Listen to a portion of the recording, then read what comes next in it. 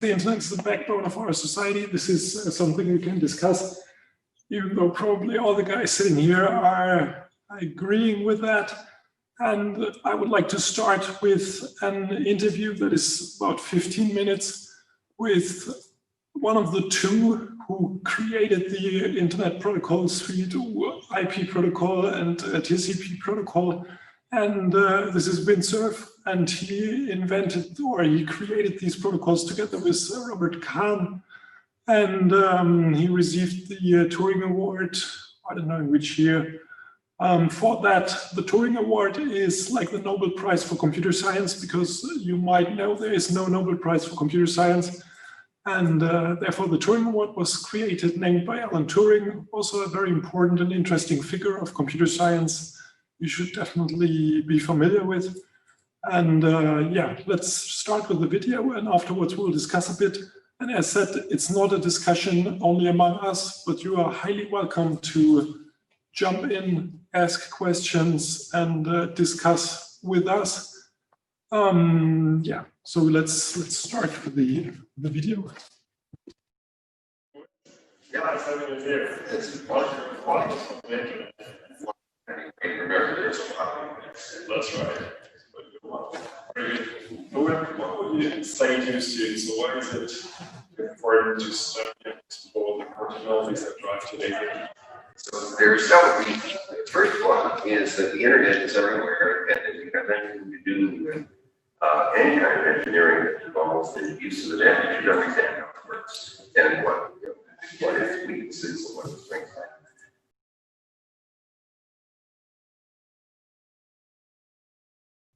Yeah, so if you did not hear the sound, you had the link in the chat, so thanks for posting it. I will also send an email again, because it's really worth watching this video. This is also why I wanted to watch it together with you, because it's just amazing to hear, for instance, that already at the beginning in 1973, they had command and control with voice. This was in the interview something that I did not know, for instance. Okay, I noted down a few questions, and first question to you, Laurent. Vince is saying that the internet is a great design. Would you agree or disagree, and why? So I will say that it's a great design because it succeeded for almost 40 years. You have very few things that survive a period of time in computer science. So it's originally a good design. What I disagree with Vint Cerf is that at the beginning, the internet didn't work.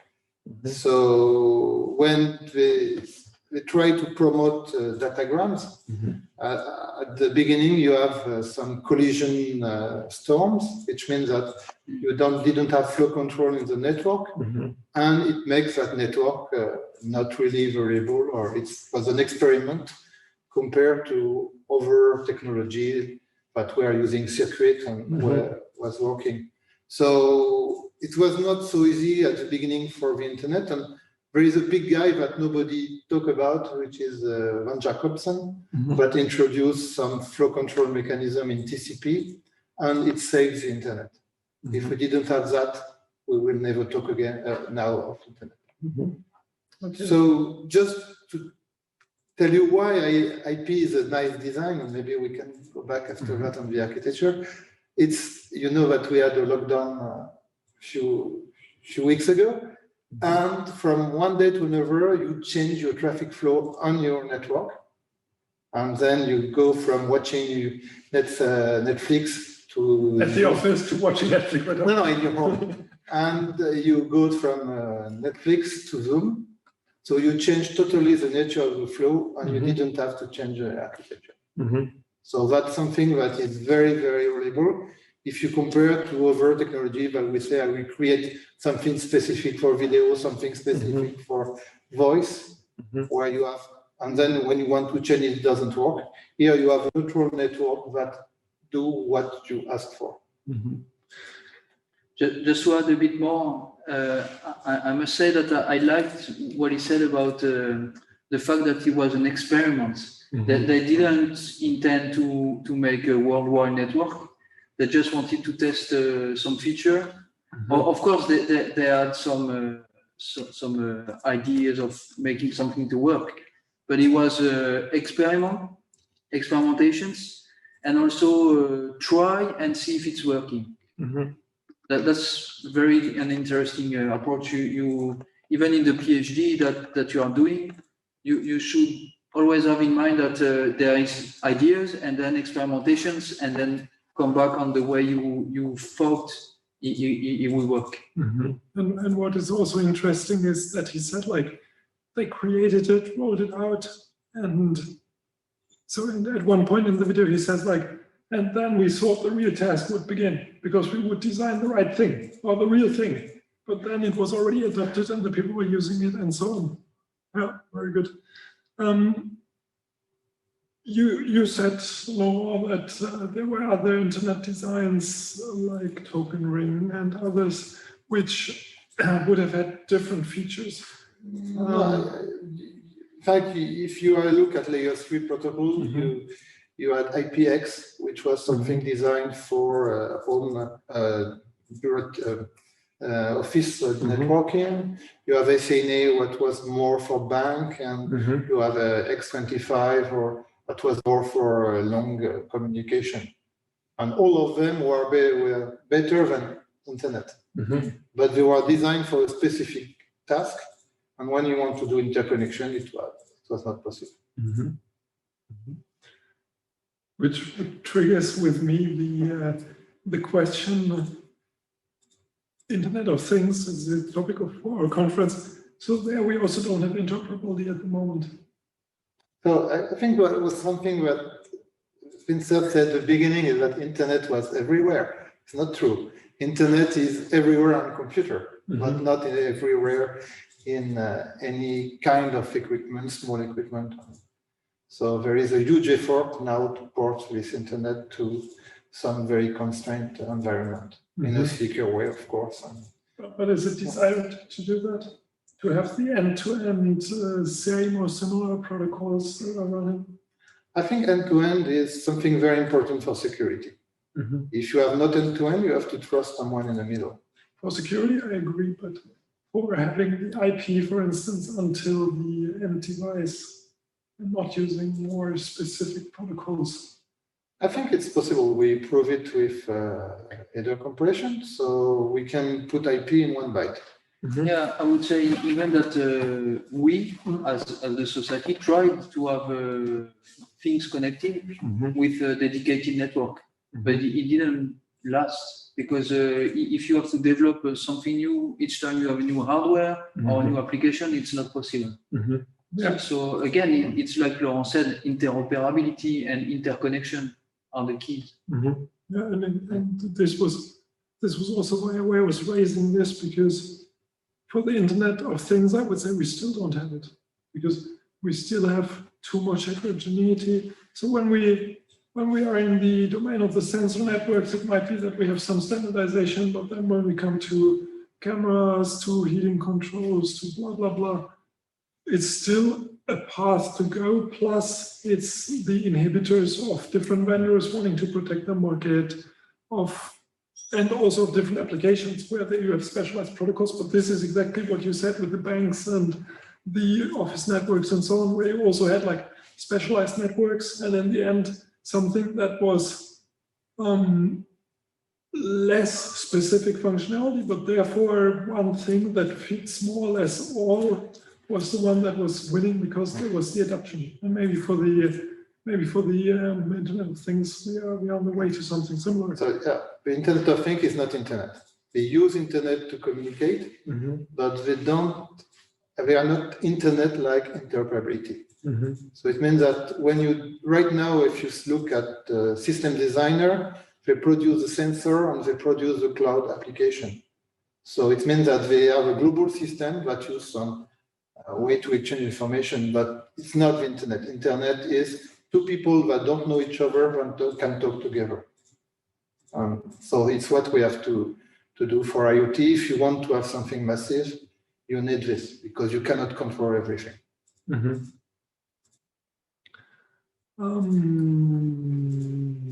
Irritated because Christian was writing that there's a back There's something broken. I don't know what he's talking about. Do we have questions from students? Yes, there is a question in the chat from, I don't see, Nahid. So maybe you just unmute and pose your Yeah, question. you can just unmute and ask the question. Yeah, it was not a question, but it was just a comment that imagine the notion of device back in 76, how would the IP stack would look like? It was, I'm not sure if you are able to hear it, but I Let me just it's just a comment rather than a question. Could you repeat? I mean, I was saying that imagine if we had the notion of constrained devices back in 75, 76, and how would the IP stack look like? I mean, it's not a question, it's just a comment from the video, right?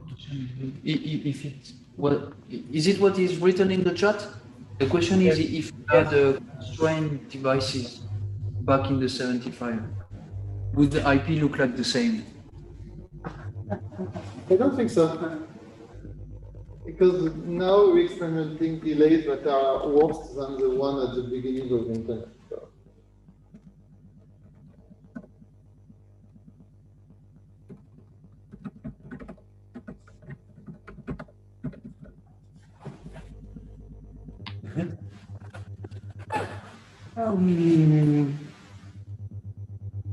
You two are doing a lot with standardization. So, what would you say is the importance of standardization? It's important because if you don't do it, you have a lot of different solutions that doesn't interact each other, and it creates complexity. So I will say that the internet is too easy, and you can create what you want on top of it. Mm-hmm. And so if you don't structure that, you go to a lot of diversities. So you have to take some control and to force to use some structure, and this way you increase interoperability. Mm-hmm. I would say that in the beginning, when you have internet, it was a fight between computer scientists and internet and telephonists or that were doing something else. Right now, I think we have more a fight with computer scientists, because computer scientists that say, okay, we can use a JSON format, I can exchange everything in the world with my JSON format, and I don't care about standardization. But if you do that, you don't have interoperability, and you just talk to the people you know. And standardization is a way to talk with people you don't know. Mm-hmm. Mm-hmm. Yeah, the term without standardization would be isolation. You build the thing for yourself only, and you are not able to share it with everyone. Mm-hmm. You have to reinvent the wheel. For example, if you want to make security, you have to be sure that you're a security expert and all these things. And if you go to standards, then you have stronger people that are stronger than you that have fought to that, and you can reduce the result. Mm-hmm. When we talk about the interoperability, on which layer of the internet are we? Is it on the semantic layer? Is it on the physical layer? Is it on the routing layer? Well, or their equivalents on the Internet of Things? Well, Laurent always says we are layer 5+ anyway. Well, I would say the notion of interoperability for Internet of Things is the way that if you are in the internet with a computer and you want to talk with what we call a thing or an object, then you don't realize it. So it means that you have interoperability at all layers, excluding, I would say, the technology you are using, because this is very for the local communication. But then at IP, the transport layer, the application layer, it must be somehow compatible. It doesn't mean that they will use the same. You can have a gateway in the middle that will compress, for example, the IP. But the important thing is that you can build a standardized IPv6 packet and send it to an object in its own network. Well, what are the limitations of the internet today? What would you say is the biggest limitation? So do we have enough bandwidth? Do we have low enough latency? Do we have enough data, or not data formats, but communication protocols to reach all these specialized devices that we have? Is it something totally different?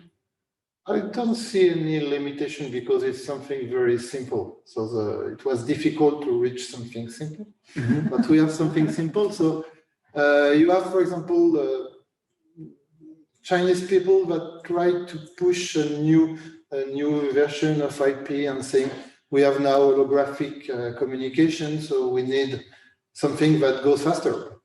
It doesn't imply a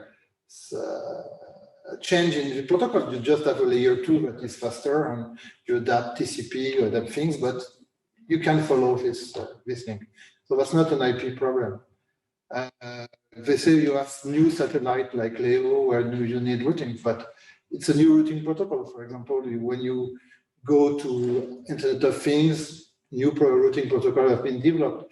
If you go to data houses where you have you store your data and all these things, you have also new routing protocols. So if you have satellites, then you will have new routing protocols. So it's the adaptation. So what is important for IP is not to be specific for something.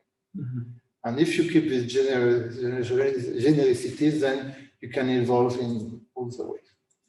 So for me, if you don't change the physical layer, for example, if you say I will now send neutrinos or have quantic networks, maybe then you have a change in the way the network will behave. But if you continue to use the network as we do, you can increase the speed, you can reduce the energy consumption, you have a lot of flexibility on the protocol.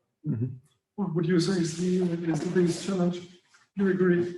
Well, yes. I was about to say it's very hard question, and I don't think I would opt for the answer. There's no limitation. I was trying to find one.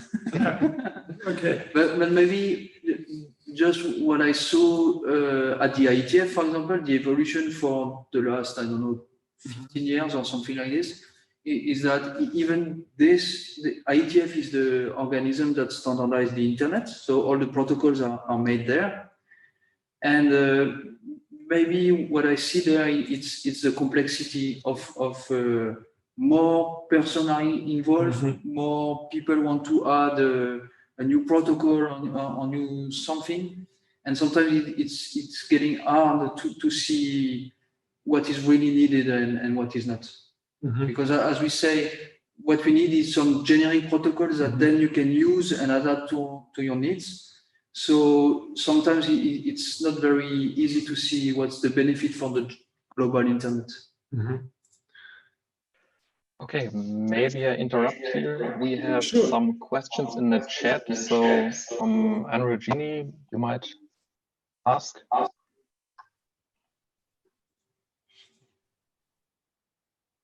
I'm scrolling back. I forgot what I asked. 1 second.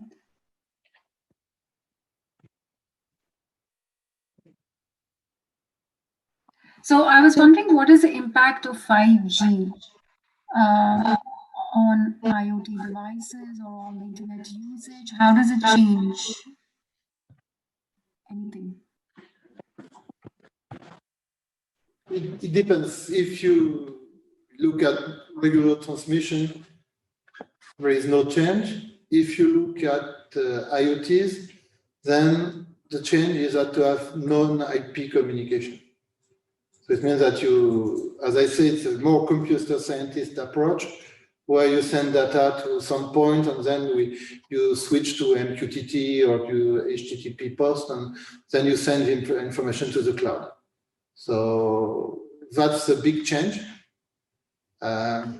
Personally, I don't like this evolution because it's something that breaks interoperability. And we see it with LoRaWAN. You have a lot of connector. You have everybody design his own cell or payload. And so it's very difficult to make things exchange.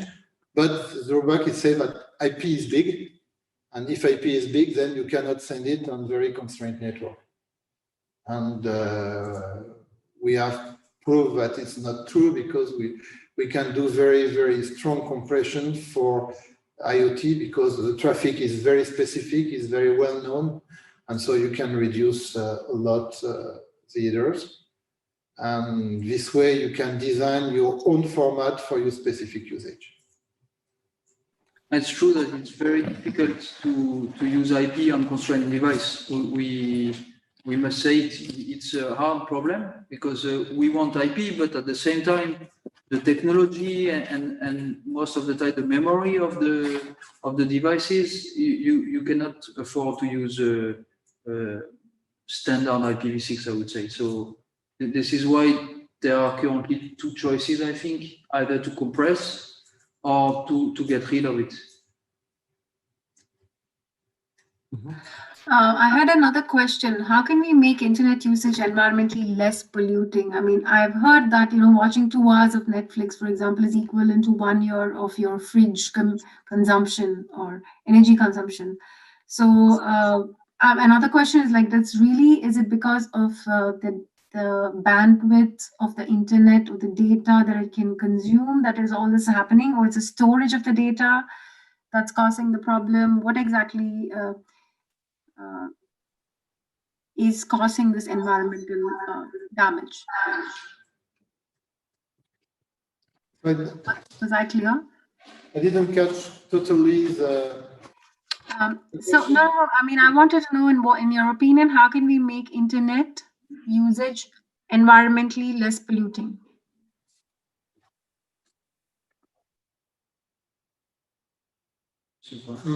Could you hear? No, we didn't, because there is and to be honest, Marc-Oliver shoes make some noises. So it's... Can you repeat the question? You're asking what are the major costs of the internet? No, I have no idea. Can you hear me now? Am I audible? No, the problem is rather the sound, because yes, we have a lot of echo. And... yeah. So just try once again. Maybe we hear it then. How can we make internet environmentally Friendly. more sustainable? Okay.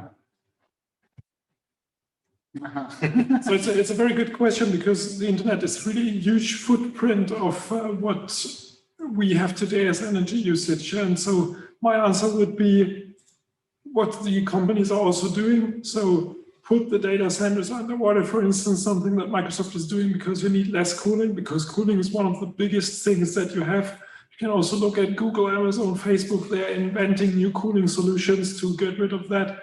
You have hot and cold areas in server rooms and so on.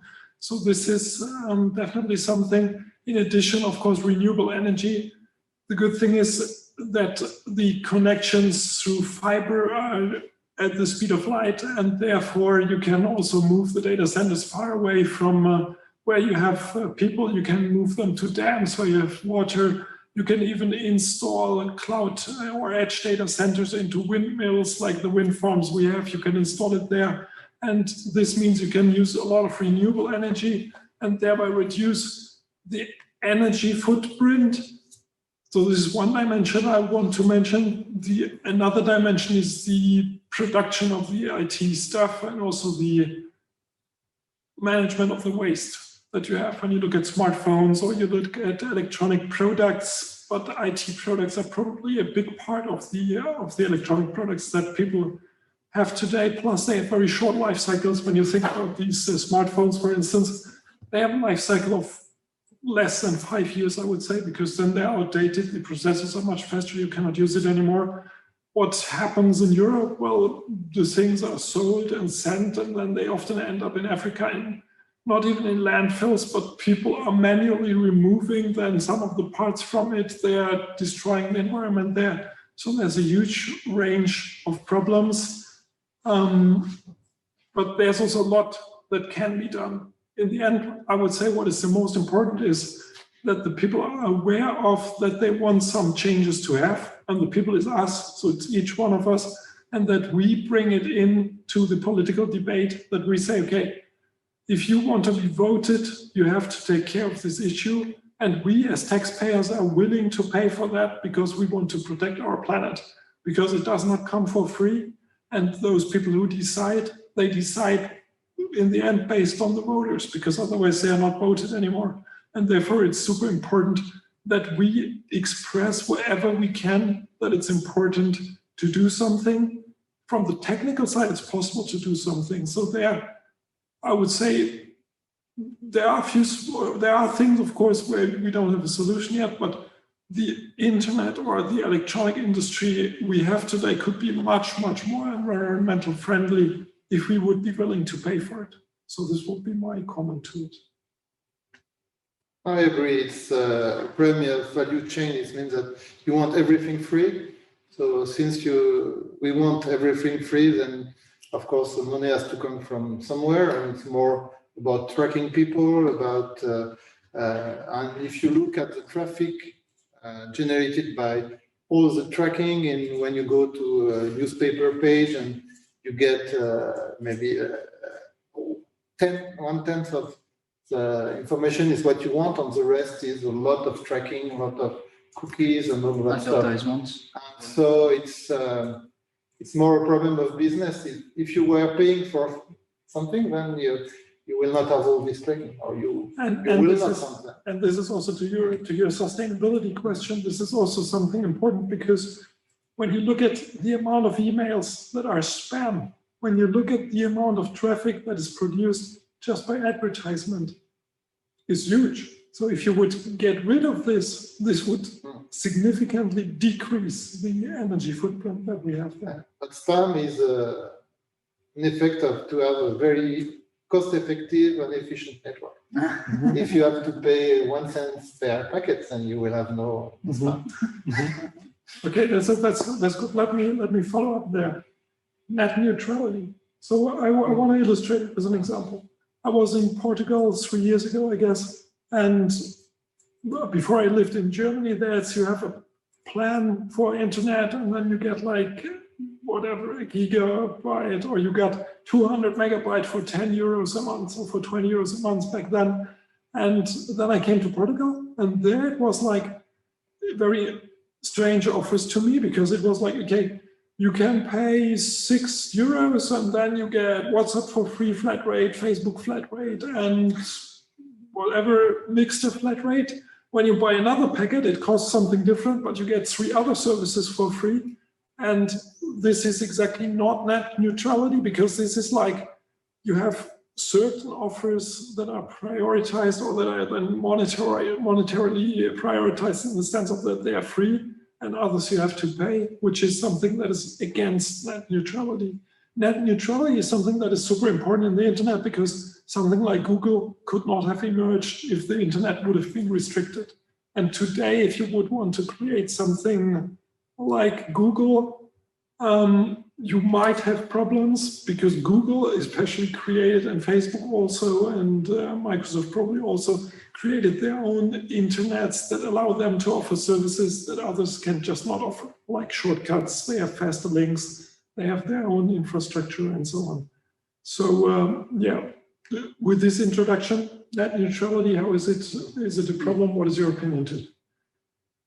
For me, it's not an IP problem. It means that IP can create some closed structure like Facebook, and you can do Tor networking on it. So the protocol by itself allows you both of them. So that's the beauty of things. And then you have the usage. The usage is not a protocol problem, it's a society problem. And so, but technically, the protocol has been can evolve in both ways. Yeah, sure. But this is like this is a technician point of view. It's like, okay, so my protocol is not restricted, but of course the internet is not so someone has to pay for it, and as someone has to pay the routers and someone has to pay the energy, this someone has control what is allowed to run over the universal protocol that you can use for everything.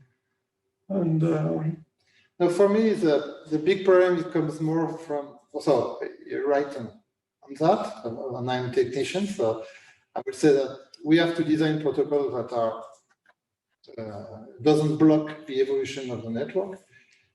And the other thing, the problem that we have right now is that we have no more IPv4 address. So when you want to create a service, you cannot put it in your garage because your garage will have a private address, and so you cannot create a service. So you have to go to either in a cloud and say, because they are still global IPv4 address, or you build it on top of some application given by Facebook, Google. So here you have a limitation. I cannot run a server in my home or easily. So that's the problem. IPv6. Why can you not use IPv6? Me, I can, but if so you would say the adaptation of the IPv6 is not yet. So IPv6, when IPv6 will be there everywhere, because if you don't, and then everybody doesn't have IPv6, so you cannot talk to the rest of the world. But if you have a possibility to have your server at home, then you can change a business model and put your mail in your home, and you buy just a program that manages it. Right now, you cannot do it, so you have to go to the cloud. Okay, this is a very interesting point of view that I did not face before. Saying like, okay, the limitation of the IPv6 addresses is preventing businesses to spawn. And it's a realistic one, so it's a very interesting point of view. Thank you very much for that. Well, what would you say about net neutrality? Well, it's not the way internet was thought, of course, and it's business driven. So now that you have so strong operators or application provider, they feel they can do whatever they want, and one of their objectives is just to increase business. And yes, this is a risk, I think, for the internet. And as we said here, as a society, we should take care of this problem. It's very important that, for example, for what concerns us at the European scale, that there are some measures that ensure net neutrality, because internet is not built for that. It's the opposite. It's the openness and the way everybody could deploy something. A follow-up to that, I start with you this time. Would we need to reinstall net neutrality? Would we need that the internet is something like a road that the state is maintaining, and we don't have an open market for internet providers? That it's like a right, like the right to water, that everybody has an internet connection and the state is providing that. Do you think it would help? Probably yes, because you know it's always a very delicate situation where you have the state that mandates some private companies to do something and to play by certain rules. And then you have other players that come into the picture that are not really controllable by the state itself. So I would say yes, you know, it's especially in France, they talk about, they know that some people are away from internet access or good internet access. So yes, it's a good idea actually that it's something that is taken care of with the states. Do you want to add something? If not, I have a follow-up question. No, continue. Okay, so you said you're the technician, and my question to you would be, are opportunistic internet routing mechanisms, for instance, something that can help reinstalling this net neutrality, because they are taking away the power a little bit from the providers of saying, okay, I block you. And related to this question is also mechanisms like the Great Firewall of China, where you have elements that block, which is an extreme element now, but providers also have, like, depending on their tier level, they will either forward your traffic or not, and then you have better or worse traffic conditions. So, thank you for this question. First, net neutrality is something quite strange because the network is not neutral. It means that IP network has not been defined to broadcast things, but to make equilibrium point-to-point communication. So when you want to talk to many people, then you need an infrastructure. And this infrastructure is not network. You need CDN or anything. So for me, net neutrality is not this. Is more, I can put any new services on the network and it will be, I will succeed to deploy it. So that's more this that is important. So for the Chinese people, I don't understand why they are not doing, for example, to change their DNS routes. And if they change the DNS route, they change all the addressing of the internet, and they can deploy a new internet without changing the protocol. So you don't have to develop something else. You can run on what you want, but a network is more or less ideas. So when you look at a new protocol, don't look at the packet format. There is no interest. Look at how addresses or values are assigned in the network, and then you will understand how it works. So identifier and locator are very, very important. Do we have another question, Christian? Yes, we have. So Philip had a question. So maybe you ask it now. Yes, thank you. So hello, good evening, everyone. So my question was regarding the comment which was made by Mr. Cerf about the point where the host is responsible for own security and has to protect himself or herself. So my question is that, like, is it actually possible nowadays that the user only himself or the host at the end can only protect himself? Because when you look at the networks nowadays, we see quite a complicated layers of security mechanisms trying to protect the users, and still not always is actually possible to protect the host. So is this part of the design which was maybe omitted, or how it evolved over time, or maybe we are there, or what is kind of your opinion to that? So let me just rephrase your question if we correctly understood. So your question is, we insert that the host is responsible for taking care of the security, and you want to know now if with today's internet, one can still say it's up to the host to protect himself, or if the internet is so complex that this is not sufficient. Is that the question? Okay. Correct, yeah.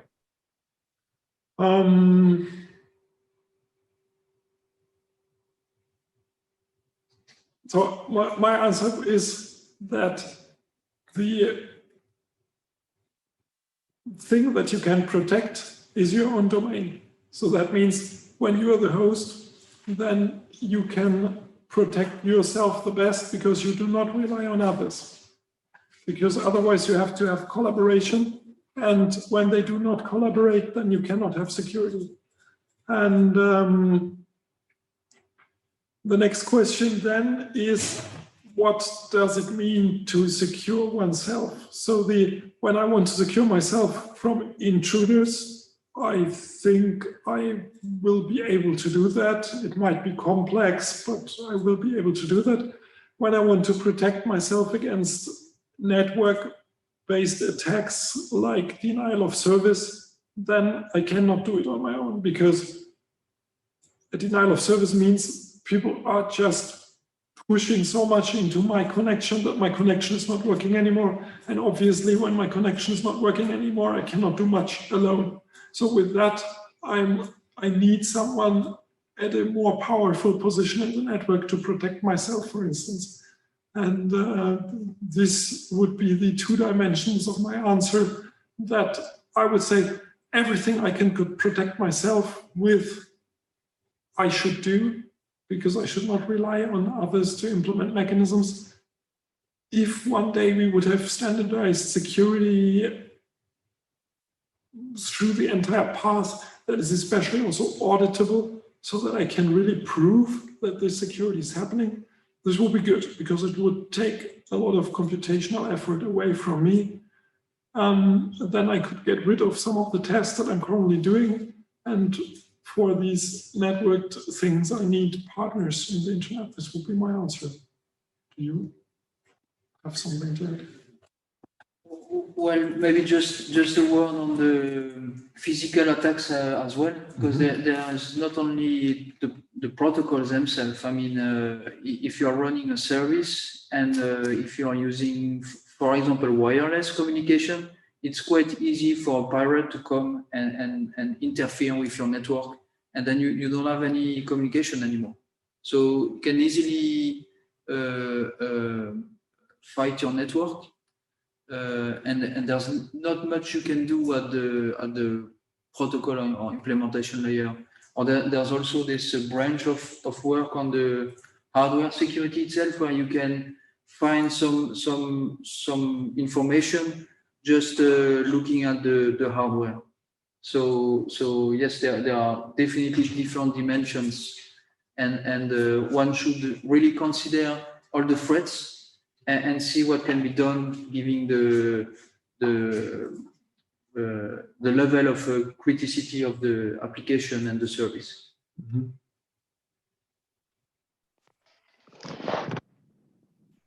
Want me to answer? If you want. Yes. No, it's not mandatory. Yeah. No, I think you don't have all the tools to. So we talk a lot about encryption. So encryption is a way to protect, but that's not enough. We need monitoring. We need to survey, to look after the traffic, and you don't have. We have also to isolate things, to not have everything in the same domain. And in some places you can do it, but in your home it's not possible, because if you rely on a device provided by your network provider, you don't have all these tools. So it's difficult to isolate, because there is also a trade-off between auto-configuration and isolation. So that's not that's easy to do. But I will say also that most of the attack also comes from bad operating systems. So you have a lot of... Even though this is mutual, I mean, the installation base obviously attracts attackers, because it's just rational to attack those that have most installations. Maybe just a story I heard in a conference, but it was very funny. He was a specialist in security in a very big company. And he told us the story about the best way to infiltrate a big company network. And he said, just go to the parking lot, you spread USB key everywhere, and you will have at least one employee that will put it in his computer. Yes. Yeah. And this brings us back to this Stuxnet thing. When you look at it, this is also what they used there, because they were air-gapped, the machines that in the end were attacked. Do we have another question, Christian? Yes, we have another question by Anuragini. So yeah, you have the word. Yeah, can you hear me now? Is it better? Perfectly. Okay. No, my question was about the total blackout. Do you think that'll ever happen? And if it happens, why would it happen? Or, who would be responsible? Like no internet for the whole world.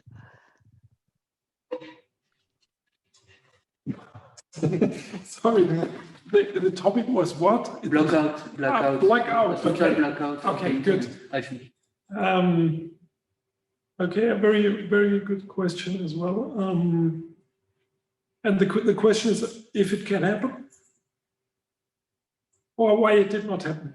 No, if it happens, who would be responsible, and why would it happen?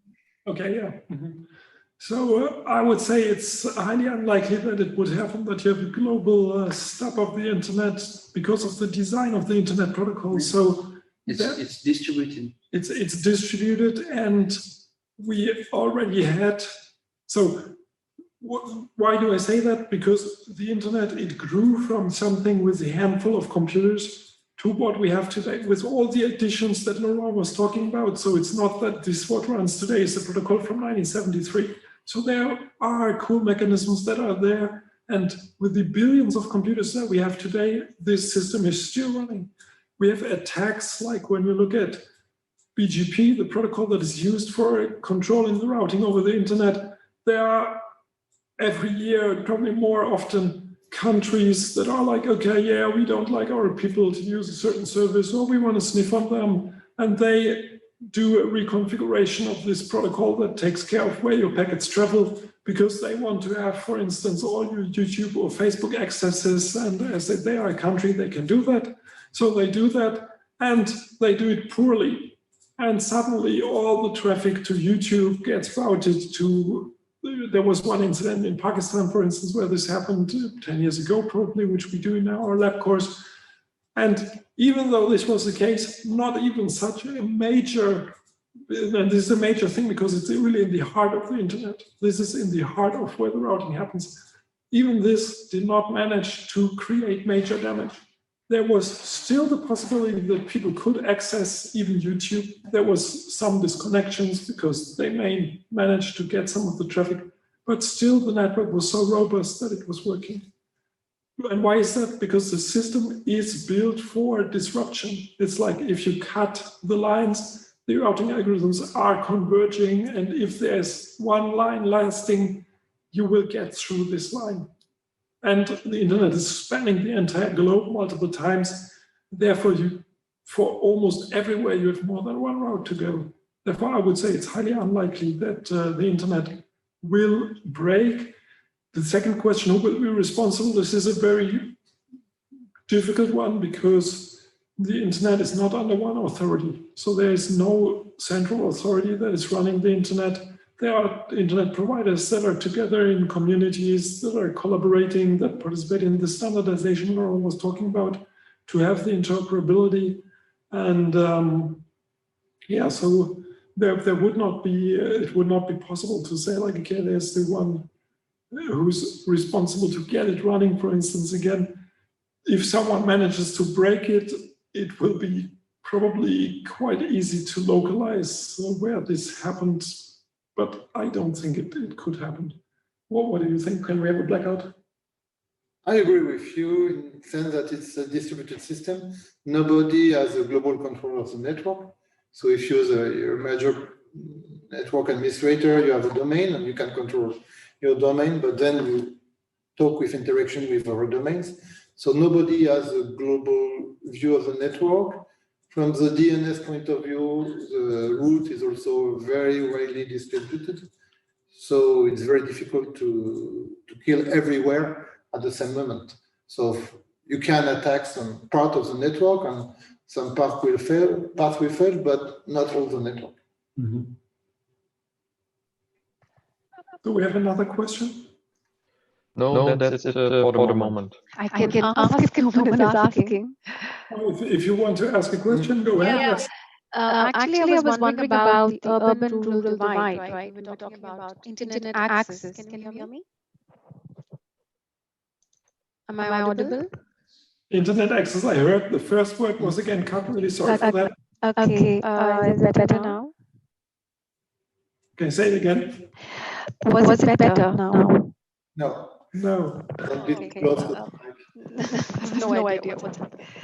Okay, I'll try. I was wondering about places where there is no infrastructure for internet, like in rural areas.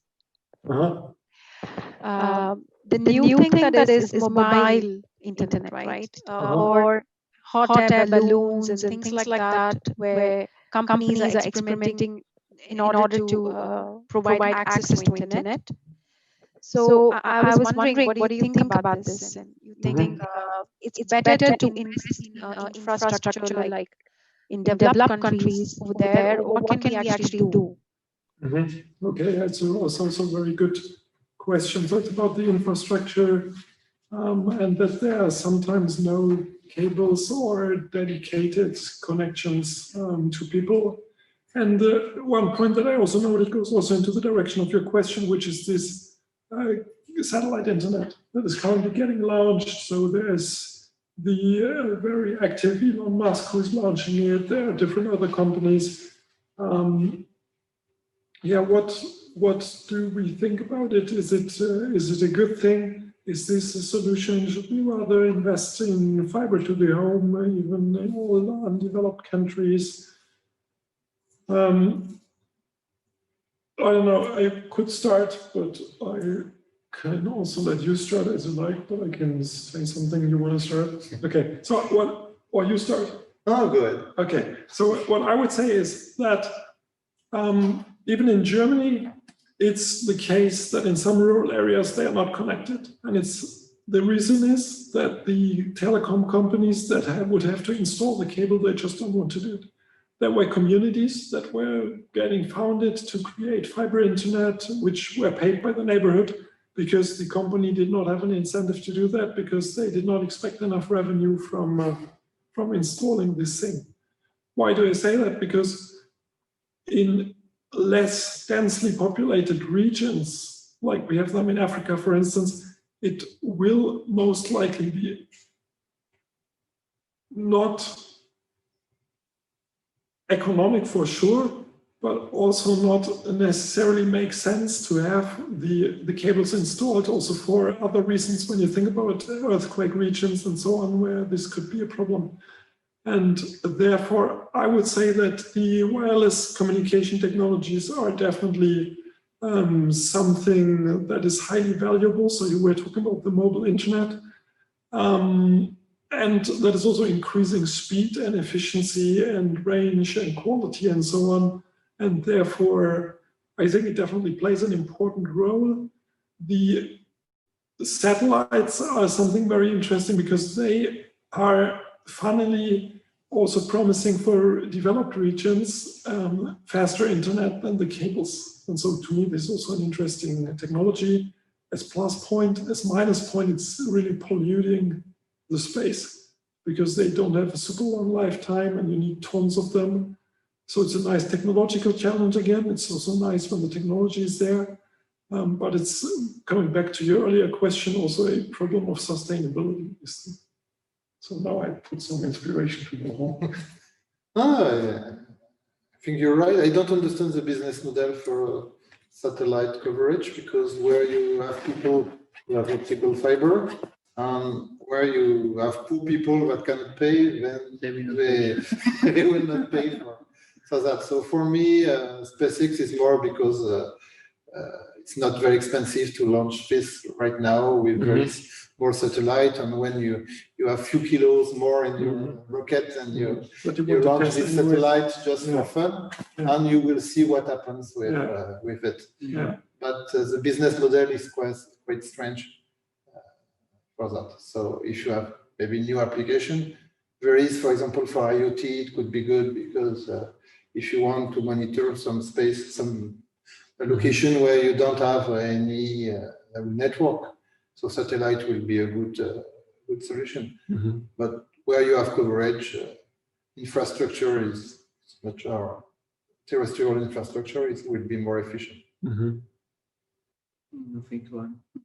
Okay, good. So time also advanced, and yeah, I thank you very much. It was a very interesting panel, and it was also a quite broad range of topics that we covered actually, which is also good and clear because the internet is ubiquitous. It's everywhere and it's in everything.